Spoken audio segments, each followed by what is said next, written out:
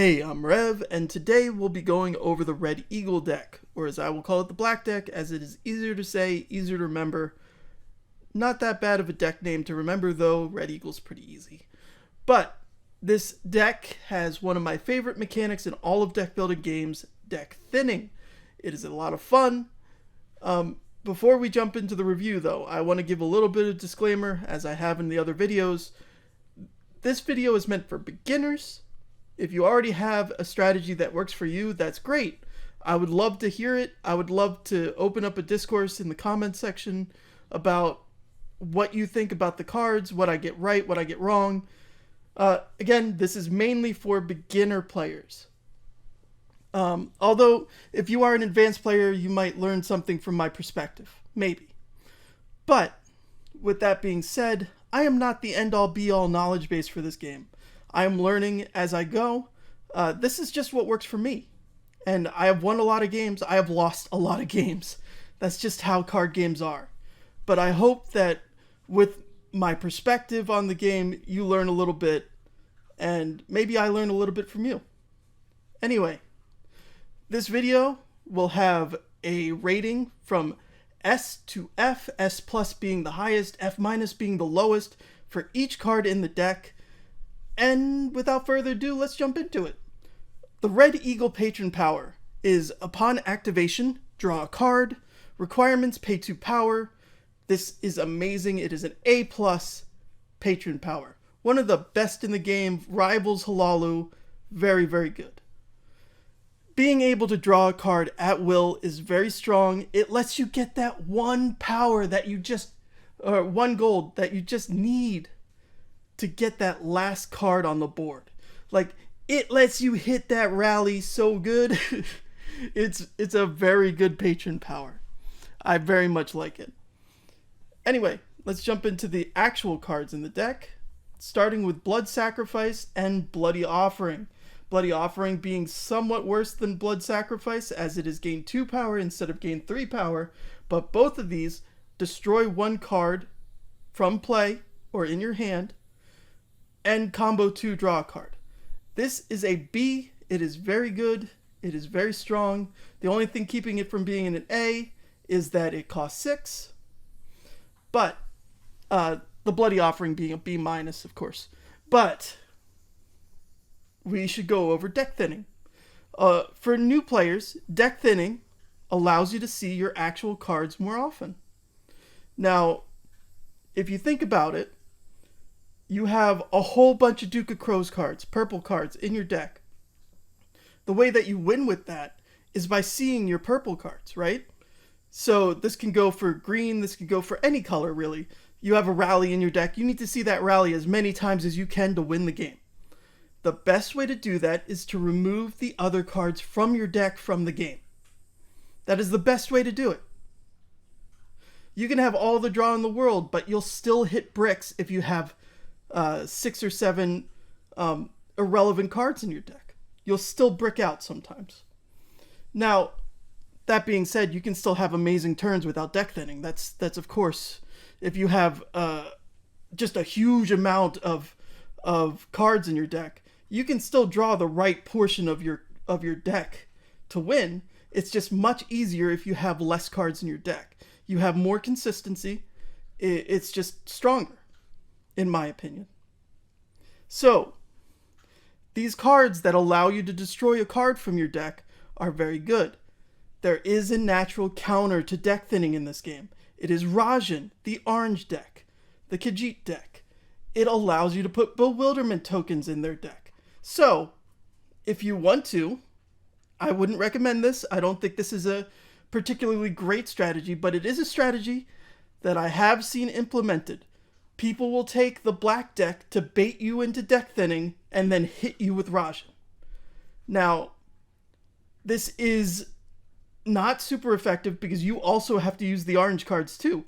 But it does counter deck thinning. So if you want to, if somebody takes Red Eagle first pick, you can take Rajan and just be like, go ahead, deck thin, bro. I'll bewilderment token you all day. If you are deck thinning bewilderment tokens, you are not deck thinning your actual deck. You are not accomplishing anything. So that being said, let's jump into the card review from a perspective where we are not facing Rajan, or Rajan is just not a patron on the board, because that completely warps the way that you have to play the deck. That completely warps the strategy of the game. I think after I'm done with these reviews, I'm going to go over different patron interactions. So I'll go over how I strategize picking patrons, but that's another video for another day. Let's jump back into the review of the cards. Bonfire is basically Rag Picker, if you're familiar with the base game. Destroy up to one of your cards that are in play or in your hand from the game. This is a B. This is very good. It's almost always good. Deck thinning, almost always good. So this allows you to have, I believe it's 6 copies of Rag Picker effectively in the game from the start. I like it. Now for one of my favorite cards in the game, Briarheart Ritual. 5 gold, destroy 2, gain a power. I love this card. It's an A. It is the best contract in the game in my opinion. Very, very good. Now, Clan Witch and Elder Witch. Elder Witch being slightly better, will give that one the plus on the grade. This is, I believe, one of the best agents in the game. Being able to be an agent that doesn't go back into your deck when it dies, always a plus for me. Being an agent that removes a card from the game each turn, if you're able to stick it, your opponent for some reason doesn't have power generation, or Solaris isn't on the board, the blue deck. If you're able to stick this for a couple turns and remove cards over and over again, this card is insane. So this is a B, with the Elder Witch being a B+. I really like this card. Which is weird for me because I don't like agents. Anyway, Hagraven Matron. We'll go back to hating on agents a little bit. This is 9 cost for destroy 1 card, and it goes back in your deck when it dies. Yes, it has an effective play with Hlaalu being able to be sacked for 8 power. That is always pretty good. But unless you're cheating this into your deck with something like Ant-Size Victory, it's not worth. I really don't like this card. So we'll go with the C- with the natural Hagraven, the Hagraven Matron being a C, as it does have the ability to gain some power, which is not irrelevant. Combo 2 gain 1 power is irrelevant in most cases, but gain 3 power is pretty decent. Let's go to Imperial Plunder and Imperial Spoils. This card's pretty generic. It is a C and a C- for the spoils. With the combo 2 on the Plunder for gain a coin, you can remove 2 cards from the tavern. Yes, it is a contract action. A lot of cards in black are contract actions, which means they do not stay in your deck. Anyway, for 3 gold, remove 2 cards from the tavern. This effect does have application. It is not bad. You'll use it. You won't like using it, but it is what it is. Karth Manhunter, contract agent, which means it's better for an agent. I think contract agents are just better than regular agents. Gain 1 power, kind of irrelevant. Combo 2, destroy 1 card. That's pretty good. I'd say this is a C+. I like it.